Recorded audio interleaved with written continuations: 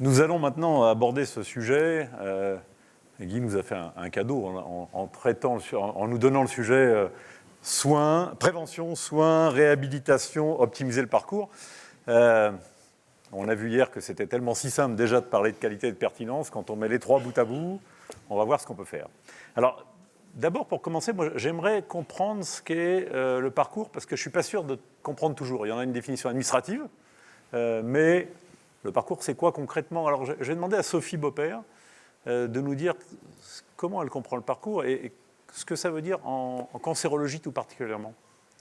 C'est vrai qu'en cancérologie, on a une antériorité parce qu'il y a plusieurs facteurs. D'abord, les innovations thérapeutiques, bien sûr, qui drivent finalement l'organisation et les parcours. Et puis, il y a les plans cancer qui ont permis de pouvoir très tôt développer des parcours dédiés. Alors les innovations thérapeutiques, c'est tout simplement une vraie révolution qu'on connaît aujourd'hui en cancérologie. Il y a l'immunothérapie, par exemple, dont on a entendu récemment parler dans la presse. Il y a aussi bien sûr la biologie moléculaire qui permet des traitements de plus en plus personnalisés, mais pas seulement les traitements. Également la prévention et le dépistage. Mais pour que les patients puissent avoir accès à ces innovations thérapeutiques, il faut que ça soit dans le cadre de parcours qui soient gradués, coordonnés, évalués. Et ça, c'est très important pour effectivement pouvoir proposer sur l'ensemble du territoire ces innovations thérapeutiques. Et c'est vrai que les plans cancer, mais aussi l'INCa, a permis de structurer ces parcours très tôt. Comme illustration, dès 2011, il y a eu un parcours qui a été proposé pour les adolescents et jeunes adultes, qui permettent de répondre à la fois aux problématiques de traitement, mais aussi comment on peut gérer ces traitements tout en rentrant, par exemple, dans la vie active. Donc il y a bien une antériorité en cancérologie, et il y a des acteurs, je dirais, qui sont très moteurs et très enthousiastes. Alors, des acteurs de toute origine professionnelle, puisque quand on travaille sur les parcours, il faut prendre à la fois, bien sûr, les problématiques de soins, mais également la vie réelle du patient dans toute sa complétude et également prendre en compte le rôle des aidants. Donc, très concrètement, on développe des parcours, par exemple, sur les chimiothérapies orales à domicile. Unicancer pilote un grand programme dans le cadre des articles 51 sur les chimiothérapies orales, et ça marche avec 17 000 pharmaciens d'officine qui sont embarqués dans ce programme et 5 000 patients qui en monté en charge in fine. On espère bien qu'il sera généralisé. Mais ce n'est pas que pour le soin, en fait, les parcours. C'est ça qu'il faut avoir à l'esprit, c'est également pour la prévention, prévention primaire et prévention de plus en plus pour les personnes à haut risque de cancer. Et on travaille sur ces sujets également pour pouvoir étendre un programme qui est porté par Gustave Roussy initialement, qui s'appelle Interception à destination des personnes à haut risque de cancer, avec différents acteurs, la Mutualité française, IMA d'ailleurs, pour pouvoir déployer ça sur l'ensemble du territoire. Donc les acteurs, ils sont très engagés. Maintenant, il y a de nombreux défis à relever. Je dirais qu'il y a quatre grands défis. C'est faire évoluer, bien sûr, le système de financement. Il faut que, et ça c'est une conviction très forte que nous avons, que le financement, il évolue de plus en plus vers un financement au forfait, qui permet en fait de pouvoir valoriser l'ensemble de l'intervention des acteurs, la coordination, le rôle des centres experts, les professionnels de ville, évidemment. L'enjeu également, bien sûr, c'est celui de la formation. Comment on forme l'ensemble des acteurs d'un parcours, notamment aux innovations thérapeutiques, aux nouveaux outils numériques, qui sont bien sûr l'un des troisièmes défis. Comment on déploie des outils numériques interopérables qui permettent de fluidifier les parcours, mais aussi de générer des données. Données qui sont utiles, bien sûr, pour la recherche et pour l'innovation. Et enfin, le quatrième défi, c'est bien sûr d'arriver à l'adhésion des patients. Alors, comment on arrive à cela? Les patients et les professionnels. L'adhésion des professionnels et bien sûr des patients, d'avoir une bonne observance. Ça nécessite tout simplement de travailler en premier lieu avec les patients partenaires, les associations de patients, pour définir ces parcours, et puis que l'évaluation de la qualité, elle se fonde d'abord, ça c'est une autre conviction, sur l'évaluation faite en direct par les patients, qualité de vie réelle des patients, et ne pas oublier bien sûr le rôle fondamental des aidants, pour pouvoir leur donner un vrai statut d'aidant, puisqu'ils ont un rôle majeur tout au long du parcours. Très bien. Merci Sophie pour ce panel complet de ce qui se passe et de ce que vous voulez faire en cancérologie. Je vais peut-être me tourner vers l'industrie maintenant. Audrey, vous représentez Sanofi France, évidemment, et donc un peu l'industrie pharmaceutique aujourd'hui dans ce débat. Vous, industriels, prévention, soins, réhabilitation, vous voyez ça comment? Parce qu'on parle beaucoup de solutions thérapeutiques aujourd'hui et plus seulement de molécules. Très concrètement, vous abordez ces questions comment? Alors, très positivement, et je pense qu'on l'a tous entendu hier avec les mots du ministre, il y a des bonnes nouvelles. Donc c'est vrai que je suis par nature assez optimiste. Donc encore une fois, je trouve ça super quand il y a des bonnes nouvelles. Donc merci de les partager. On l'a vu sur la bronchiolite. C'est vrai que quand on parle d'acteurs industriels, on se dit, traitement curatif, je pense que c'est une évidence. Mais on est, nous, industriels, très présents sur la prévention. Et un groupe comme Sanofi, leader dans les vaccins, bien évidemment, la prévention, c'est notre quotidien. Et c'est de l'innovation.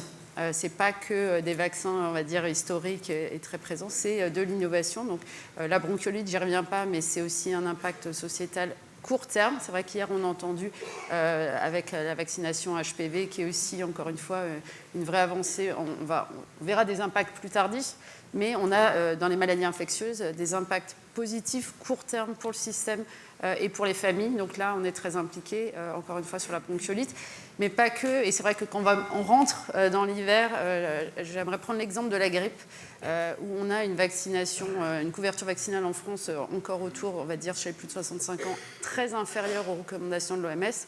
L'OMS recommande plus de 75% de couverture vaccinale pour avoir un bénéfice sociétal et individuel, bien évidemment. On est à 55%. Donc on a encore 20 points à gagner. Donc si je regarde la salle aujourd'hui, je pense qu'il y a tout le monde. Il y a tout le monde aujourd'hui dans cette salle pour gagner sur la couverture vaccinale. En tant qu'industriel, on est bien évidemment là pour produire les médicaments, mais les vaccins, c'est clé dans la prévention. Et la grippe, il ne faut pas oublier que c'est 110 000 passage aux urgences tous les hivers. Donc, comme on va y rentrer, je pense que c'est bien qu'on se pose tous la question de la grippe.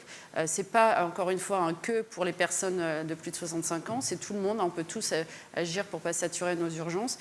Et c'est 15 000 hospitalisations chez les plus de 65 ans. Je pense que là où on peut se dire qu'est-ce qu'on peut faire de plus, donc c'est la couverture vaccinale, mais c'est aussi quand on a des solutions innovantes pour des groupes spécifiques. On a, par exemple, un vaccin hautement dosé chez le plus de 65 ans qui a montré des efficacités, notamment aussi sur les effets cardiovasculaires. C'est un peu moins connu, en fait, les effets sur l'infarctus du myocarde ou les AVC post-grippe. On ne le dit pas assez. Il y a beaucoup, on va dire, d'awareness à faire autour de ça.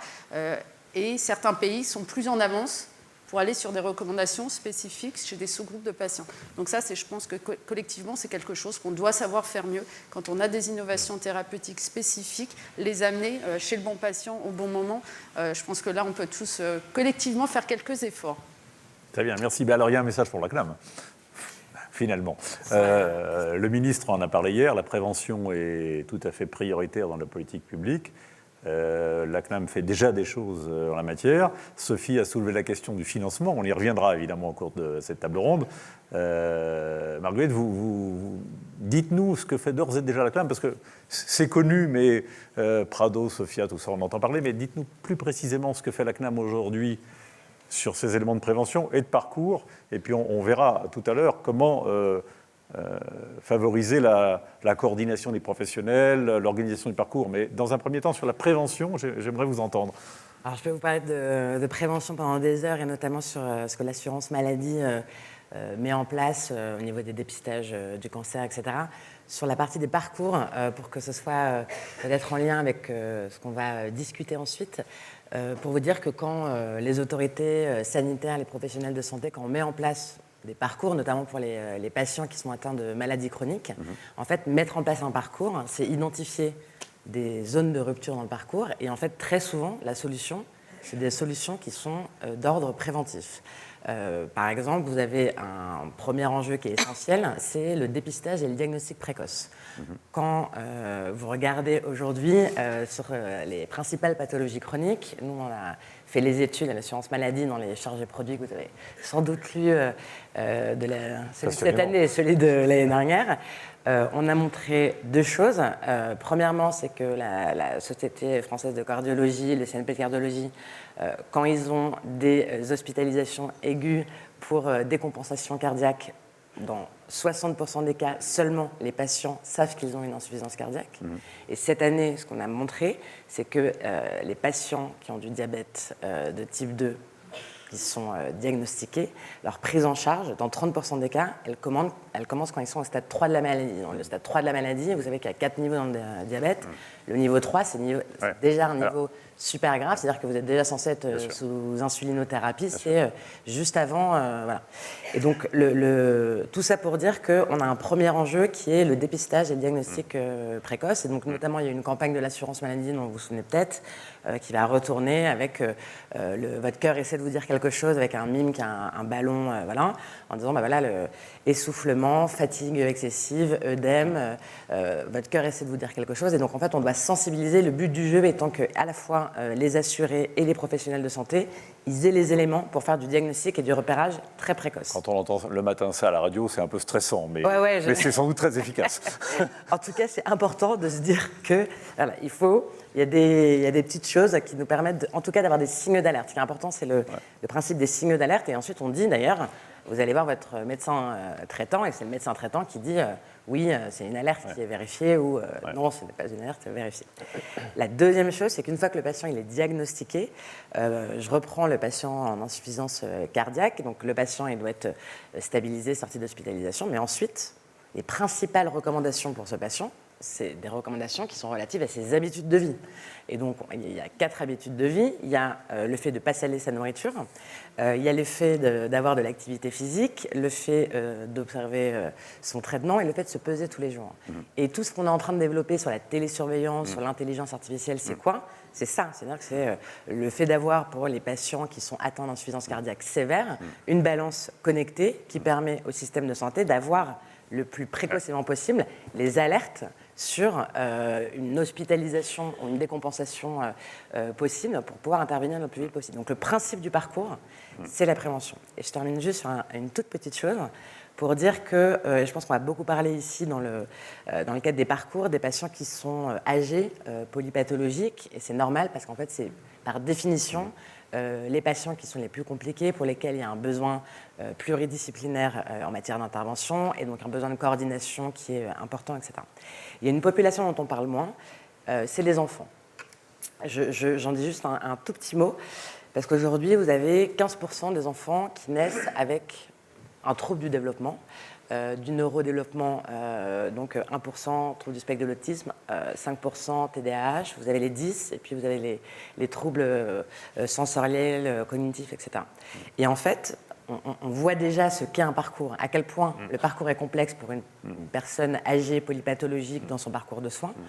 Je pense que seuls des parents d'enfants autistes peuvent raconter ce qu'est le parcours de parents qui ont un enfant atteint d'autisme. Non seulement parce qu'il y a une errance diagnostique qui est monstrueuse, c'est-à-dire qu'un enfant, aujourd'hui, le diagnostic il intervient à 6-7 ans, alors que les premiers signaux d'alarme, les premiers signaux qui doivent alerter le système de santé, ils arrivent à 9 mois. Donc en fait, on est capable de faire beaucoup mieux. Ensuite, parce qu'il y a une partie des prises en charge qui ne sont pas remboursées par la sécurité sociale, parce que le nombre d'intervenants il est énormissime, et parce qu'en plus de la prise en charge sanitaire, vous avez toute la prise en charge sociale, il faut que, pour que votre enfant soit scolarisé, etc. Et donc ça, c'est la définition d'un parcours qui est ultra complexe. Et donc là, on va travailler assurance maladie, j'en parle notamment parce que il y avait les syndicats des orthophonistes et des orthoptistes hier, qui ont une association qui s'appelle DP2O, et donc ça, c'est du dépistage précoce en maternelle, des troubles, en tout cas des retards du langage, de la communication et des troubles visuels. Ouais. Et ça, l'objectif, c'est qu'on le généralise, assurance maladie en lien avec ces deux professions, d'ici 2025. Et je pense que ça peut avoir un changement, voilà, un impact majeur sur le parcours de ces enfants. Oui. Alors, d'ailleurs, vous posez un problème parce que, évidemment, sur ces sujets-là, notamment sur l'enfance, il y a des biais cognitifs, il y a des gradients, il y a un gradient social, évidemment. Absolument. Et donc, il y a un vrai sujet d'alignement des planètes, c'est-à-dire comment les professionnels, médicaux, soignants, médico-sociaux, établissements d'éducation peuvent agir ensemble. Vous avez sans doute un rôle important à jouer là-dessus, mais on y reviendra tout à l'heure. Au fond, il y a un vrai sujet d'alignement de planète pour que ça fonctionne, pour qu'on passe à l'échelle. Alors, mais on y reviendra tout à l'heure. Ne répondez pas à la question maintenant. Je vais continuer le tour de table. Ça va être un sujet du débat, je crois. Stéphane Junique, vous représentez Vive, grand groupe mutualiste, le premier d'ailleurs, je crois maintenant, en taille probablement. au fond, ma question, alors vous faites déjà pas mal de choses sur ces sujets-là, puisque vous avez de nombreuses réalisations sanitaires et sociales sur le terrain, mais quand vous entendez Marguerite Cazeneuve parler de prévention, vous n'avez pas envie de faire pareil, là? Pourquoi vous ne travaillez pas ensemble? Il y a plein de choses à faire ensemble, non? Vous avez envie de nous fâcher début de matinée? Nous, on s'adore avec les complémentaires. Voilà. Bon, bah alors, montrez-moi que vous travaillez ensemble. Mais non, on travaille tout le temps ensemble. On est complémentaires de l'assurance maladie pour rendre solvable une grande partie des remboursements et des prises en charge de soins. Je le mentionne d'ailleurs sur cette réforme qui est une réforme de progrès social sur le 100% santé. Sans les organismes mutualistes, cette réforme n'existerait pas. On a eu un progrès extraordinaire, je pense notamment sur l'audio et la santé auditive dans notre pays. On était sur des restes à charge qui étaient en 2019 de 61%. Grâce à cette réforme, on est passé à 36% en 2022. Et c'est bien parce qu'il y a eu un investissement majeur de la part des complémentaires santé, des acteurs mutualistes, que les choses se font. Donc la complémentarité entre l'assurance maladie et les mutuelles, c'est aujourd'hui une réalité. Je pense que la force de notre modèle français, c'est de s'appuyer sur ce modèle complémentaire. Et moi, j'y crois. Voilà. Alors, est-ce qu'on peut faire davantage? J'en suis persuadé. Est-ce qu'il faut donner un peu plus de données de santé pour les complémentaires santé pour qu'elles puissent aller plus loin? Je le crois. Est-ce qu'il faut qu'on nous reconnaisse comme étant un acteur de la gestion du risque? Je l'espère. Bref, on a la capacité à se faire davantage confiance. Et ce n'est pas simplement avec l'assurance maladie, mais avec l'ensemble des acteurs pour pouvoir produire davantage dans le cadre des parcours de soins et de santé. Vous parliez de la prévention. En fait, la spécificité, c'est que nous, on ne pourra jamais remplacer l'assurance maladie. Au fond, son approche, elle est universelle. Elle doit s'adresser à tous. L'approche qui est la nôtre, elle est singulière puisqu'on est dans une approche qui correspond à la communauté de nos adhérents. Donc c'est une approche qui est une approche de prévention affinitaire ou territoriale. Je vous donne un exemple, on a une très très belle expérience sur Tarbes, avec notamment une de nos mutuelles, la MNT, qui a accompagné des personnels qui sont dans des écoles maternelles, qui étaient confrontés à des risques professionnels extrêmement importants. Et donc on les a accompagnés pendant 2 ans pour pouvoir faire en sorte que les risques professionnels soient réduits. Ces 200 personnes qui ont été accompagnées, ça a produit, je trouve, un élément important de rassurance pour les collectivités, alors qu'il y avait 28 jours d'arrêt maladie par an dans cette collectivité, enfin dans cette école. On est passé, grâce à l'accompagnement qui a été fait par la mutuelle, à 5 arrêts maladie par an. 1 euro investi pour la collectivité, c'est un retour sur investissement pour la collectivité de plus de 3 euros. Les actions qu'on porte, elles sont donc des actions ciblées. On ne pourra jamais faire un déploiement aussi important que le fait l'assurance maladie. Mais par contre, je pense qu'on peut cibler davantage sur des fragilités, sur des problèmes de santé que rencontrent nos adhérents. Je vous donne un exemple, moi qui m'a frappé. On rembourse 850 000 consultations de psy. 850 000. 875 000. Chez Vive. 24% de ces consultations concernent des moins de 17 ans. Moi, je pense qu'il y a un sujet sur lequel on Vous parliez vraiment beaucoup plus, alors.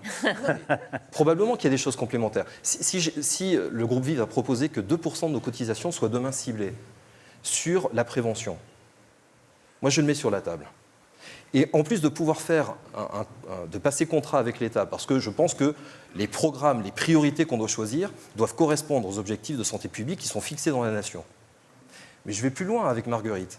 On doit signer un contrat avec la sécurité sociale, avec l'assurance maladie, pour ne pas refaire ce que fait très bien l'assurance maladie obligatoire. Donc le fait de s'inscrire dans des actions qui sont menées par les mutuelles, de l'investissement qui est mis par les acteurs mutualistes et de le contractualiser, moi j'y crois profondément, et notamment sur la question de la prévention, parce que l'État ne pourra pas faire seul la révolution de la prévention. L'autre élément, c'est qu'on n'est pas simplement là pour solvabiliser, pour être un acteur ciblé sur la prévention, on est un acteur de santé à part entière, tu l'as souligné. Je le rappelle, pour le groupe Vive, on est sur 45 000 collaborateurs, dont 35 000 sont sur nos 17 métiers de l'offre de soins et d'accompagnement. C'est donc un sujet qui est pour nous extrêmement important. On investit sur l'offre de soins et de proximité. C'est 500 millions d'euros qu'on va mettre à horizon 2025. Sur les Pays de la Loire, on a ouvert 3 services de médecine de proximité, d'ailleurs avec des acteurs qui sont dans la salle. On ne l'a pas fait seul. On l'a fait avec les collectivités, on l'a fait avec les Toubib qui étaient présents. Sur les centres, les services qui ont été ouverts à Cholet, à Laval, au Mans, c'est 16 000 personnes qui étaient sans médecin traitant à qui on a permis de revenir dans un parcours de soins coordonnés. Moi, je suis très fier de ça. Mais l'objectif pour nous, c'est qu'on soit aussi des défricheurs. On a créé un label logement santé. Alors tu vas me dire, c'est pas dans le parcours de soins. Sauf que je n'oublie pas qu'une personne qui vit aujourd'hui dans la rue dans notre pays, son espérance de vie, elle est de 46 ans. C'est donc le logement un déterminant de santé à part entière. On a créé un label logement santé, c'est-à-dire à partir de critères, une quarantaine de critères, de la construction des logements jusqu'aux services apportés aux habitants, la santé est le fil rouge. La santé est le fil rouge. L'idée, c'est que sur les logements qu'on produit, on est le 4e opérateur de logement social dans notre pays. Personne ne le sait. On soit en capacité de pouvoir construire les logements qui soient véritablement utiles pour la santé de demain. Très bien. Et enfin, le dernier élément, et je pense que c'est un vrai défi, c'est sur les risques socio-écologiques. Je pense sincèrement qu'on est en retard. Et tous autour de la table, on doit travailler sur la manière d'imaginer les protections sociales de demain autour des risques socio-écologiques. Mais d'ailleurs, peut-être, Audrey nous reparlera des enjeux aussi pour l'industrie. Pour terminer ce premier tour de table, Virginie et Géniès, vous représentez un plus gros instituteur français, je crois, en taille, d'origine mutualiste aussi. Les Mutuelles de Niort sont les fondatrices d'IMA. Alors, le métier de l'assistance est très particulier. Vous savez rapatrier un poli traumatisé de la route depuis l'Australie. Donc, vous avez des médecins, des maîtrises logistiques qui est tout à fait importante. La question qu'on peut se poser, c'est pourquoi n'utilisez-vous pas ce savoir-faire à la fois de logistique et de compétences médicales, finalement pour accompagner les différents acteurs là autour de la table dans la mise en œuvre de parcours, parce qu'au fond, c'est un peu votre métier, ça, fondamentalement. C'est clairement notre métier, mais puis je dirais qu'on l'utilise déjà. Je peux donner un certain nombre d'exemples. Peut-être en préambule, expliquer qui est rapidement IMA, parce que je pense que... Tout à fait, mais on n'est pas une mutuelle. On a été créé il y a plus de 40 ans par des grands acteurs de l'économie sociale et solidaire qui avaient un projet politique commun qui est justement de la solidarité face aux accidents, aux risques de la vie. Donc déjà, une idée de parcours et d'accompagnement. Et dans ce cadre, aujourd'hui, nous accompagnons déjà potentiellement les 45 millions de bénéficiaires de nos actionnaires et clients dans tout ce qui est les domaines de la mobilité, de la santé, du service à la personne et à domicile. Et de ce fait, nous sommes amenés à assister une personne toutes les 7 secondes.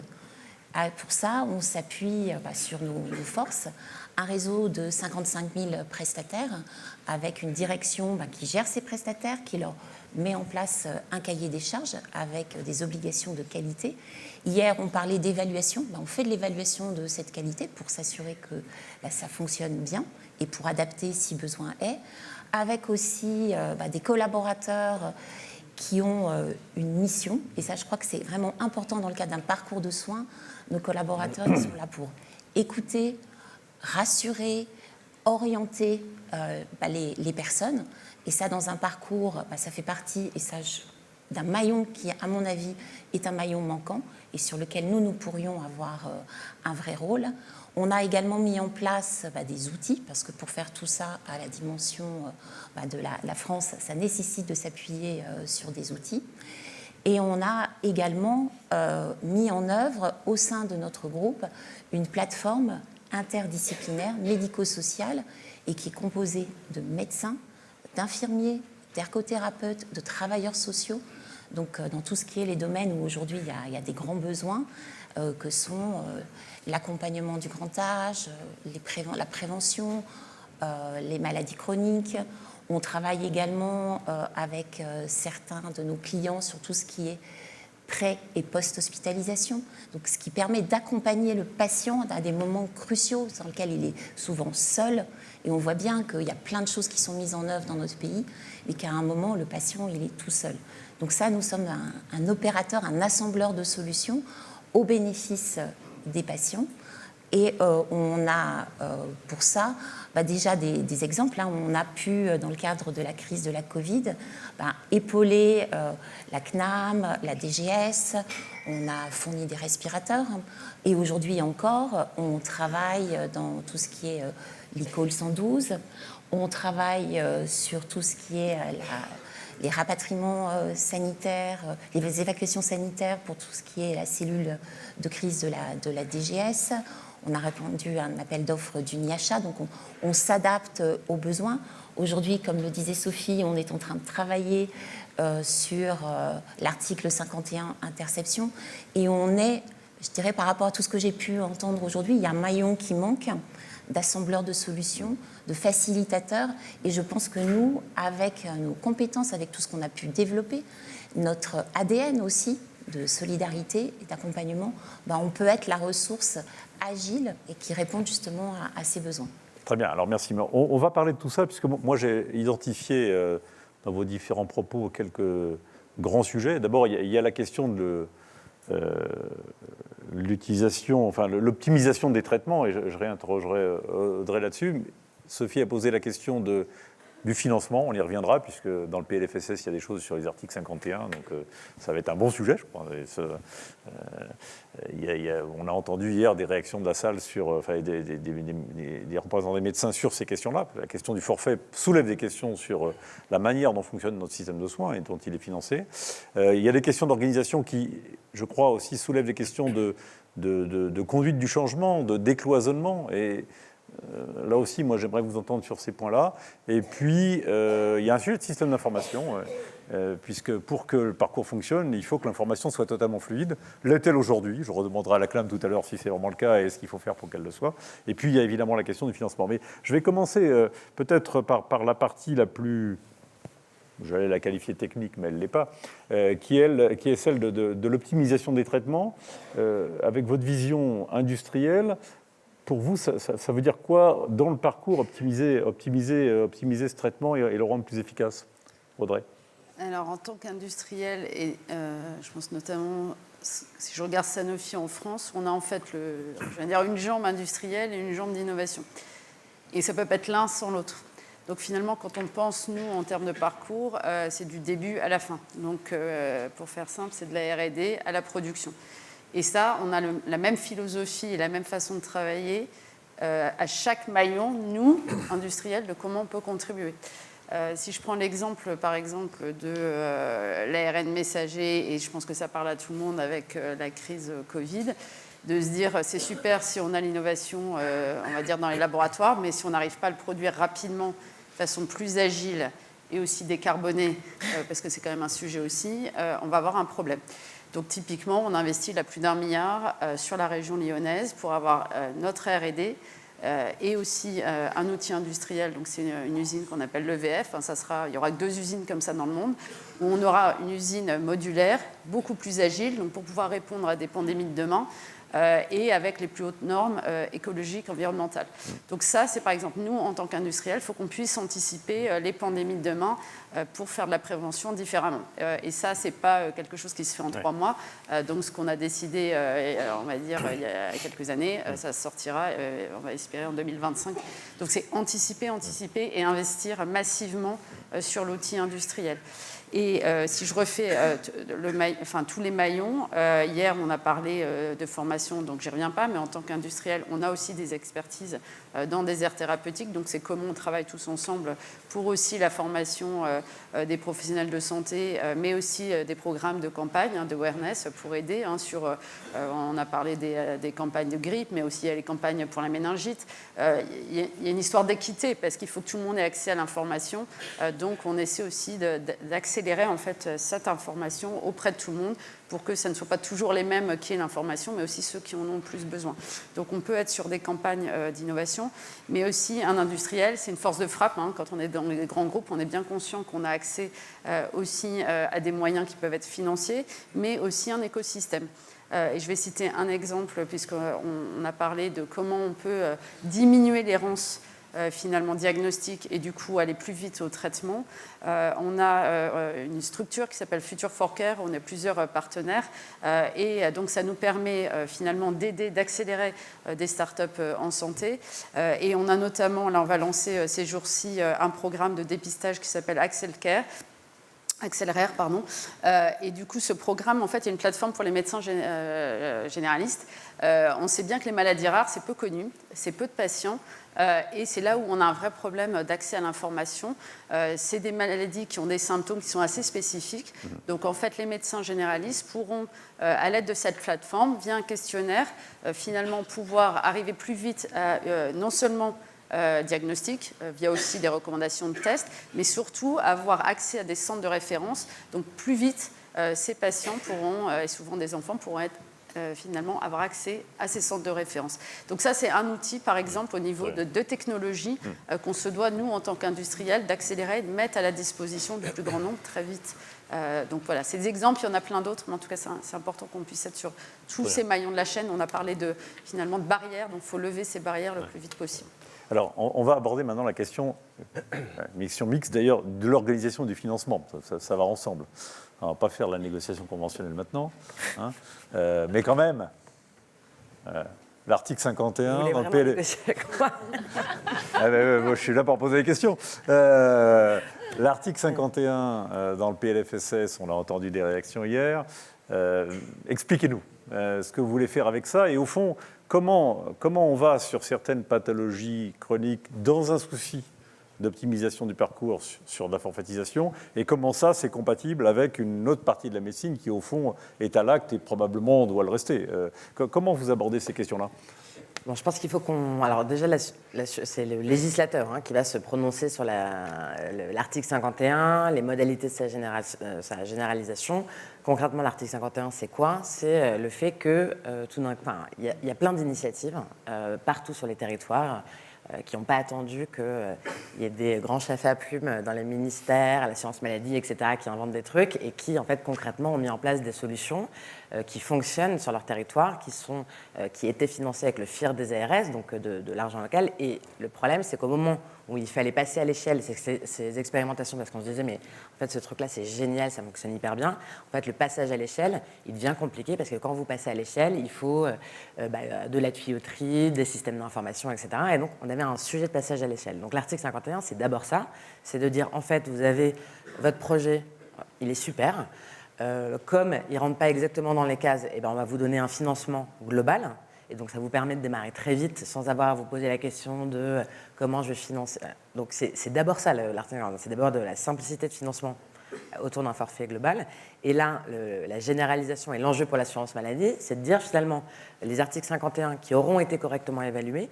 Et parce que par ailleurs, pendant leur évaluation et pendant l'expérimentation, on aura essayé de regarder, j'allais dire, comment mettre en place la bonne tuyauterie, la bonne articulation entre les professionnels, comment est-ce qu'au moment de sa généralisation, on peut faire en sorte qu'il y ait un passage à l'échelle qui soit le plus rapide et le plus large possible.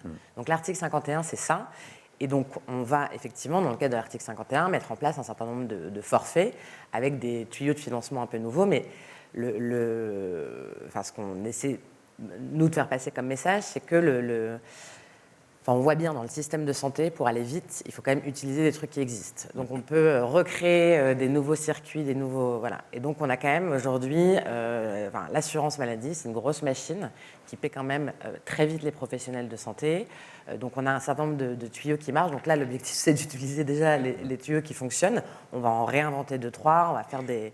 Voilà. Mais donc on va faire du forfait, mais du forfait en essayant de nous appuyer le plus possible, sur l'existant.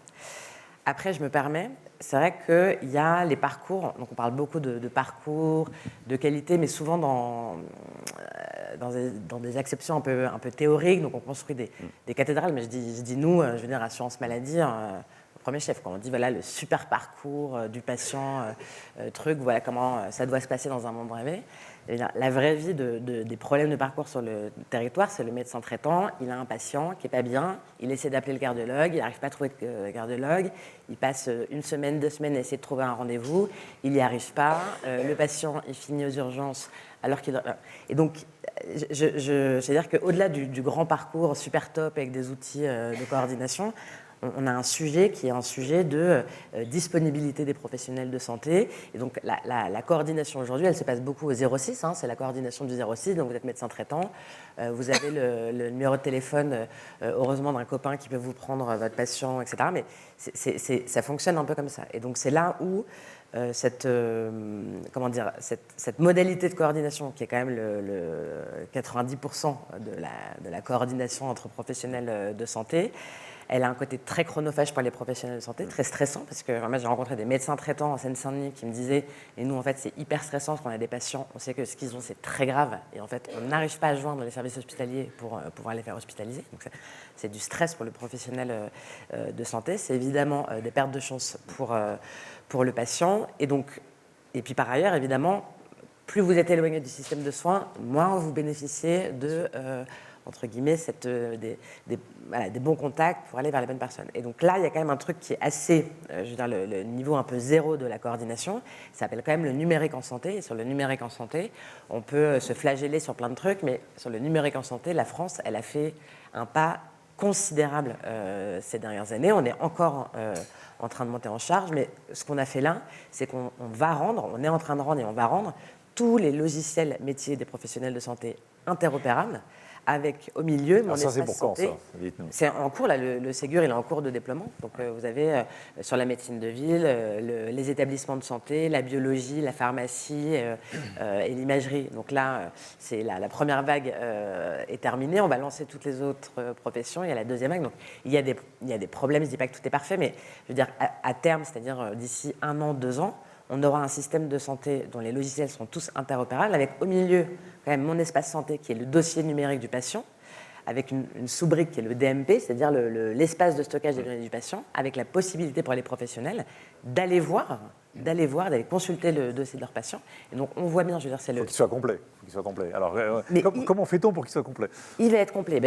Ça, il faut que il y a plusieurs choses. Déjà, le principe quand même du Ségur de la santé, c'est quand on rend interopérables les éditeurs les logiciels, on a fait un truc qu'on n'avait jamais fait jusqu'à présent, c'est qu'on a payé directement les éditeurs. Et on a dit aux éditeurs, si vous remplissez les critères d'interopérabilité, on vous paie. Donc on met un ticket pour... voilà. Donc on va aller... C'est ça qui nous permet d'aller extrêmement vite. Et l'objectif, c'est qu'il y ait une alimentation qui soit la plus automatique et la plus ergonomique possible pour les professionnels de santé. Donc à défaut, grosso modo, les documents sont envoyés sur le dossier du patient parce que le patient, il est propriétaire de ces données et qu'il a le droit d'avoir ces données-là. Il a la possibilité ensuite de les masquer, mais enfin, il a quand même le droit d'avoir ces... C'est un élément fondamental du parcours, ça, la fluidité de l'information. Ce n'est pas le seul, mais c'en est un. Fluidité de l'information, et puis le fait de ne pas avoir de redondance de soins, je veux dire, ce qui a été dit hier sur la pertinence, le fait de refaire des examens, etc. Tout ça, ça participe de parcours qui sont longs, qui sont complexes, qui se terminent mal, etc. Et donc, à un moment donné, quand on sera tous équipés correctement et que les professionnels, ne serait-ce que ça, pourront consulter les dossiers échangés par messagerie sécurisée, on aura fait un pas gigantesque en matière de coordination et de fluidification du parcours. Évidemment. Alors, l'autre dimension est organisationnelle. Et là, comment les acteurs qui sont autour de la table peuvent, au fond, vous aider à ça? C'est-à-dire que la dimension organisationnelle, le système d'information est un élément central, évidemment. Mais après, il faut en effet que tous les professionnels qui agissent autour du patient, et professionnels au sens large, il y a du médico-social aussi, puissent fonctionner ensemble. Alors ça se traite au niveau local, ça se traite notamment via les CPTS, voire les GHT, mais comment on passe à l'échelle sur ces questions-là? Peut-être que nos partenaires qui sont autour de la table peuvent exprimer un point de vue dessus, au fond, comment on aide le système à passer à l'échelle, parce que le défi, il est là, fondamentalement. Vous en pensez quoi? Sophie, sur les aspects de cancéro, tu parlais tout à l'heure de financement, mais aussi de questions de forfaitisation de certains parcours. On parlait dans la préparation de forfaitisation des chimios en ville, par exemple. Ça, c'est typiquement un sujet sur lequel on pourrait progresser. Comment on s'organise concrètement pour déployer ce genre pour optimiser le parcours à grande échelle, je dirais? C'est vrai que le sujet financier est fondamental parce qu'il faut créer clairement des incitatifs aux professionnels à travailler ensemble différemment. Donc, personnellement, c'est une des peut-être seules dispositions que j'ai trouvées vraiment complètement positives du PLFSS 2024, Au moins la ça, c'est généralisation des articles 51. Super. Mais il faut aller sans doute plus loin et plus vite. Et effectivement, la dimension organisationnelle est fondamentale. Je vais donner un exemple, justement sur le projet chimiothérapie orale à domicile. Il nous a conduit en fait à travailler sur un projet de labellisation des infirmières libérales, puisqu'on s'est rendu compte qu'elles avaient une forte demande également de pouvoir avoir des connaissances à jour sur les innovations thérapeutiques, qu'il fallait les accompagner, de partager leurs pratiques. Et donc on voit que quand on ouvre effectivement des sujets qui concernent en fait les parcours, eh bien, on va très vite sur les sujets formation, développement des expertises de l'ensemble des professionnels, et qu'il faut avoir une véritable stratégie en ce domaine. Et puis, ce qui est effectivement formidable, c'est que les professionnels ont plein de projets. Par exemple, on porte avec la FNEAD un projet de chimiothérapie aujourd'hui réalisé en hôpital de jour. On sait que les hôpitaux de jour sont embolisés. Aujourd'hui, les centres de lutte contre le cancer, il y a une progression d'activité de 5% chaque année, et qu'il faut trouver des solutions qui sont aussi que l'on peut se permettre grâce aux innovations thérapeutiques, mais qui permettent aussi une meilleure qualité de vie pour les patients, des économies de transport également. Et on porte aussi ce projet de pouvoir transférer un certain nombre de chimiothérapies à domicile, et ça nécessite bien sûr un volet important d'accompagnement, de conduite du changement. Très bien. Alors, on a malheureusement bientôt terminé, parce qu'on pourrait passer la matinée sur ce sujet quand même, qui est passionnant.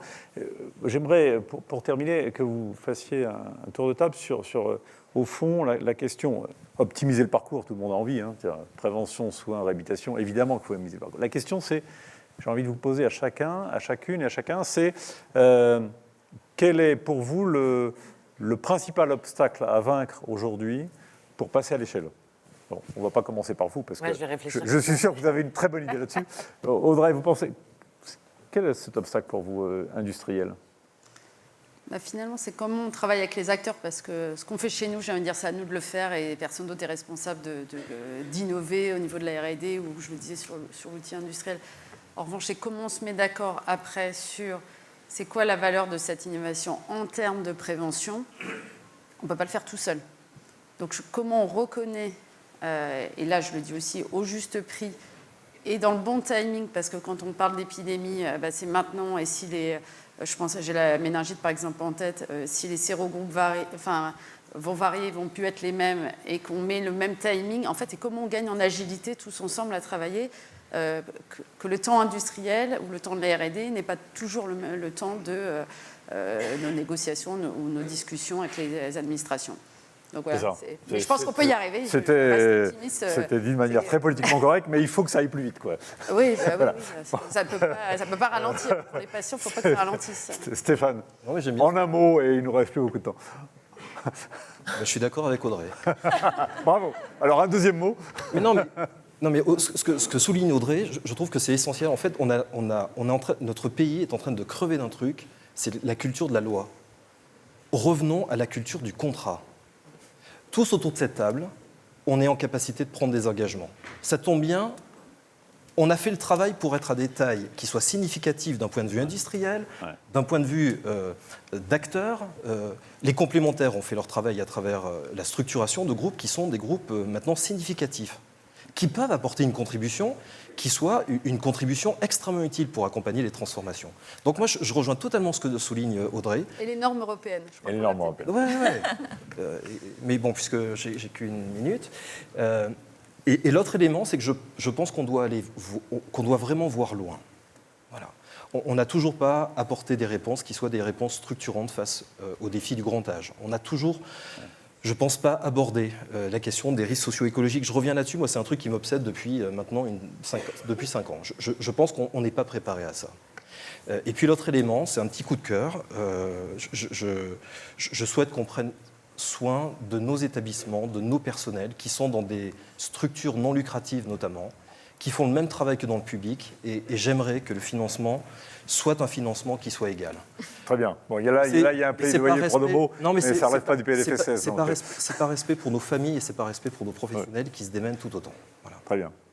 Merci. Virginie, Moi, Alors, comment on vainc les obstacles et en quoi pouvez-vous vous contribuer avec vos savoir-faire à passer à l'échelle? Je pense qu'il manque, comme on le disait tout à l'heure, un acteur de fluidité et d'efficience. Et nous, on a une capacité d'agilité, de compréhension et de mettre en place justement des solutions qui soient bien sûr dans le parcours de soins pour épauler les soignants, parce que je pense qu'aujourd'hui, c'est une vraie nécessité parce qu'il y a un vrai manque de temps pour eux, pour tout embarquer, pour également prendre soin du patient, parce que je pense que c'est vraiment important, soin pour s'assurer bien entendu qu'il suive son protocole médical, mais aussi soin sur sa santé mentale, parce que la santé mentale aujourd'hui est importante et je pense qu'il y a une vraie...